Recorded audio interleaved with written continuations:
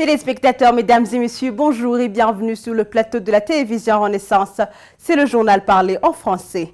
Les récentes consultations qui se sont déroulées à NTB entre le bureau du médiateur et les groupes des associations des femmes, de la société civile et des médias ont été fructueuses au regard des propositions dégagées. C'est le mouvement des femmes et filles pour la paix et la sécurité au Burundi qui se dit satisfaite de cette invitation qui l'a permise de contribuer au contenu des points ferrant les négociations proprement dites.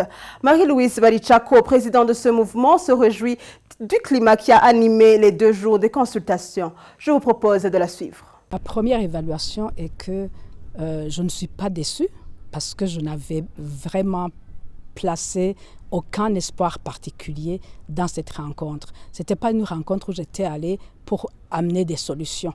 C'était une rencontre où on nous avait invités pour nous informer de l'état d'avancement, ce qu'ils appellent dialogue, que moi j'appellerais consultation. L'état d'avancement des consultations, parce que jusqu'à maintenant, il n'y a jamais eu de dialogue, il y a eu des consultations, donc ils voulaient nous dire où ils en étaient avec ces consultations, ce qui en était sorti, et effectivement, c'est cela qu'ils nous ont exposé. Ils nous ont exposé ce qu'ils ont appelé d'ailleurs les conclusions auxquelles ils sont arrivés par consensus. Ce n'était pas un consensus, il peut y avoir consensus quand il y a discussion. Il n'y a pas eu discussion, donc il n'y a pas eu consensus, mais ils nous ont quand même donné leurs conclusions. Après avoir consulté les uns et les autres, ils ont essayé de dégager les points saillants, les points qu'ils pourraient dire ou qui reviennent dans toutes les interventions. Et c'est sur base de ces points qu'ils ont élaboré une sorte d'avant-projet d'ordre du jour. Et ils voulaient qu'on contribue à cet ordre du jour. Ils voulaient aussi qu'on dise s'il y a des points qui ont été oubliés, qui devraient être inclus.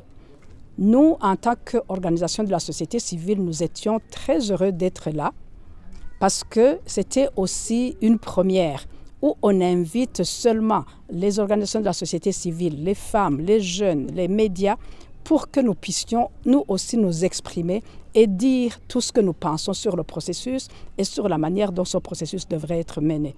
C'était quand même une très bonne chose parce qu'ils nous avaient invités. Ils nous avaient répartis en 4 groupes ou 5 groupes, je ne me souviens pas. Mais nous avons réussi quand même à leur dire, nous sommes un seul groupe, nous allons travailler comme un seul groupe, présenter une position commune. Et je crois qu'eux-mêmes, ils ne s'y attendaient pas. Au début, quand on est arrivé, ils étaient un peu crispés, ils étaient tendus. Je crois qu'ils pensaient que nous venions pour combattre, pour créer le chaos. Mais après, quand ils ont compris, quand ils ont vu nos propositions, quand ils ont vu même la manière dont nous leur proposions le rôle de la société civile comme une 3e partie qui est là pour veiller aux intérêts supérieurs de la nation, pas pour discuter sur la répartition du pouvoir et des avantages et des privilèges, mais pour veiller aux intérêts supérieurs de la nation. Je crois qu'ils ont été rassurés. En tout cas, l'atmosphère était plus conviviale à la fin qu'elle ne l'était au début. Donc pour nous, c'était positif. C'était très positif parce que nous avons quand même pu avoir l'information et nous avons eu l'opportunité de contribuer. Ça nous a permis aussi de nous bâtir comme groupe de la société, différents groupes de la société civile. Et pour nous, c'est quelque chose, vraiment, c'est une réalisation. Du côté des associations de la société civile, le FOCODE, qui était représenté par Maître Janvier Wigilimana, déplore que les rapports qui ont été présentés par l'équipe de la facilitation n'ont pas de sens du moment que les parties en conflit n'ont jamais eu l'occasion de s'asseoir ensemble. Il indique qu'ils ont signifié que de vrais débats est attendu pour justement parler des causes de la crise, au lieu de chercher à résoudre les conséquences sans traiter la cause. Je vous propose de le suivre. La première chose, c'est que nous avons déploré le comportement, la conduite du processus de facilitation par l'ancien président Mokapa, parce que c'est un processus non seulement qui a traîné, mais aussi qui accuse un certain nombre d'auteurs qui font que ce soit un processus biaisé qui n'inspire aucune confiance à l'instant actuel. C'est-à-dire que ce processus est un processus qui est marqué par le manque d'inclusivité, le manque de transparence. Par exemple, depuis que le processus a été lancé, et c'était la première fois que la société civile dans son ensemble est consultée, nous leur avons démontré que nous étions déçus par le fait que cette invitation à une consultation avait exclu un certain nombre de représentants des organisations de la société civile sous prétexte d'officieux mandats d'arrêt qui ont été émis par le pouvoir de Bujumbura.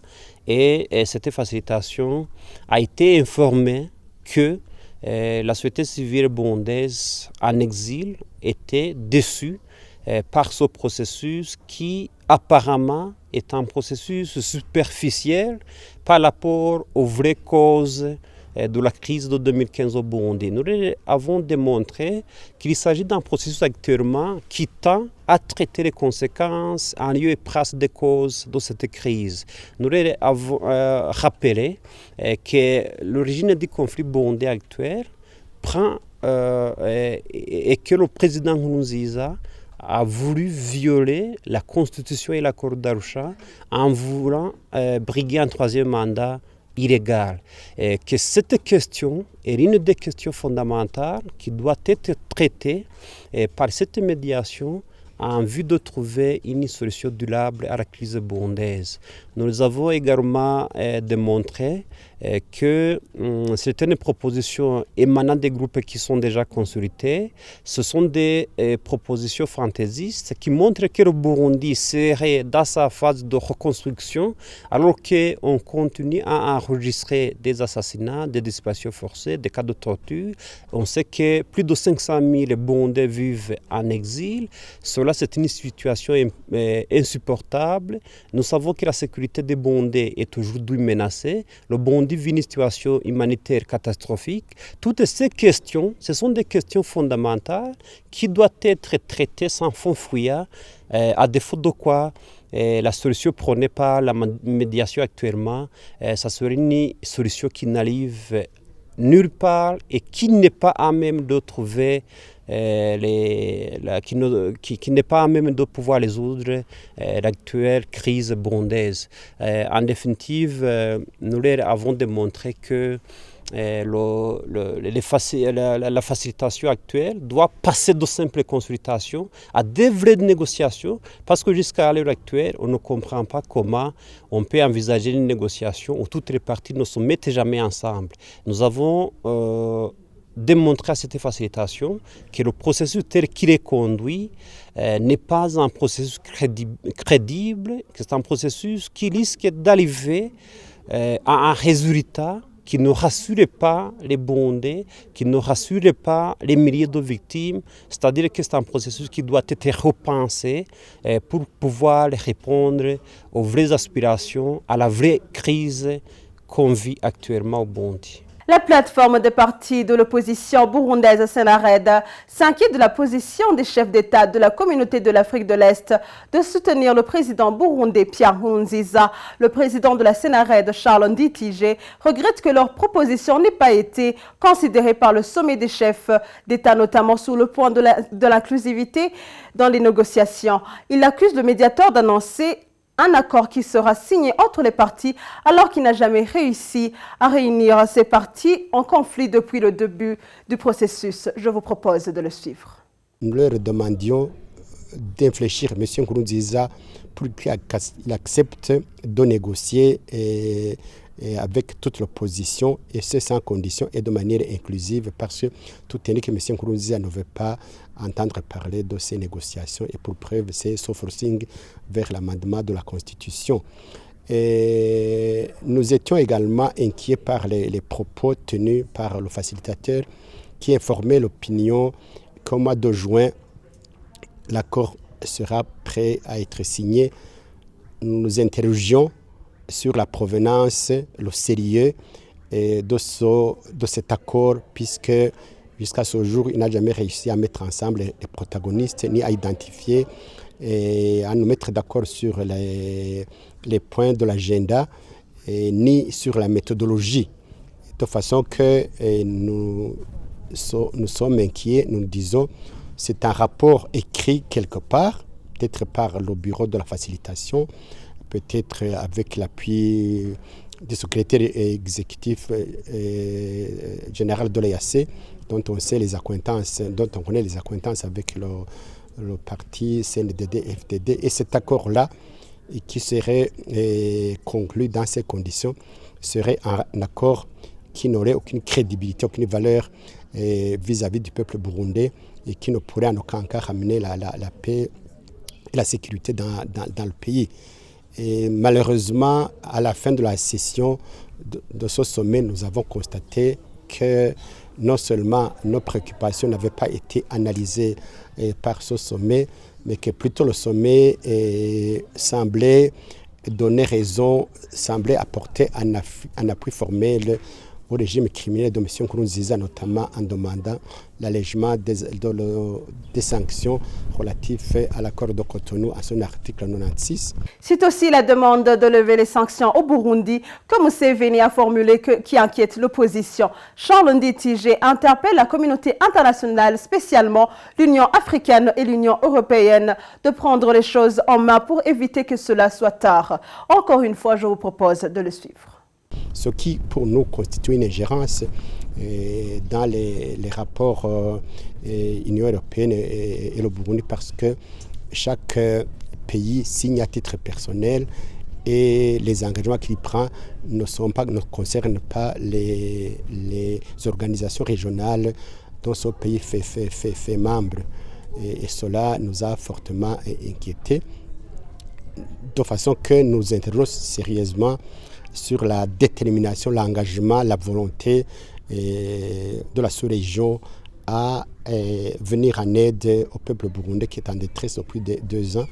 Et nous demandons si la solution pourra encore être trouvée à travers ces négociations sous la conduite de l'East African Community. C'est pour cela que nous interpellons l'Union africaine et les Nations unies pour qu'elles suivent de près l'évolution de la situation et qu'elle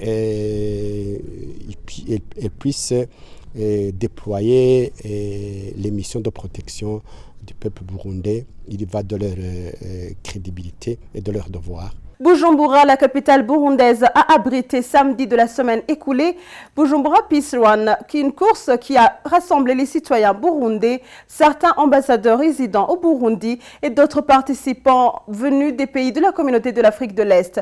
Selon Willy Nyamitwe, conseiller principal chargé de la communication à la présidence, cette activité était de témoigner au monde entier que la paix règne au pays. Il a profité pour interpeller les Burundais qui ont fui le pays suite à la crise de regagner le pays afin de contribuer pour son développement. Suivez-le, il a été traduit en français par Bertrand Ngendakuliyo.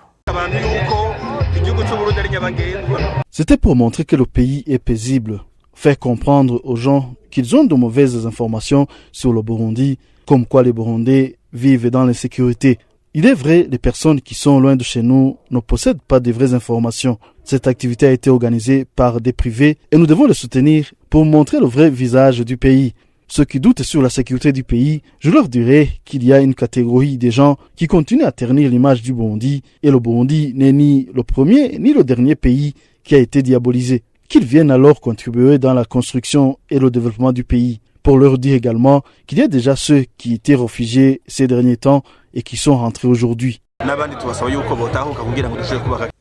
Pour Tassian Sibomana, un des politiciens de l'opposition vivant au pays, les armes que possédaient les policiers et militaires qui assuraient la sécurité dans cette course étaient plutôt des signes d'insécurité. Tassian Sibomana précise que c'était une façon du pouvoir de Bujumbura de chanter la paix inexistante. Suivez-les, il a été contacté par téléphone. Dans la ville de Bujumbura, on a organisé ce qu'on a appelé la course de la paix ou de Ram Peace en anglais. Ce qui était curieux de savoir ou de voir, c'était que les forces de l'ordre, la police, les militaires, armés jusqu'aux dents étaient plus nombreux que les spectateurs ou les coureurs eux-mêmes. Et vous dire donc que ce n'était pas la course qui faisait des signes de la paix, au contraire. Vous savez que dans le temps, quand un dirigeant au sommet se déplaçait vers l'intérieur, vers les communes du pays, la population était très enchantée, très enthousiaste, à s'accoster de route pour applaudir le dirigeant qui passait.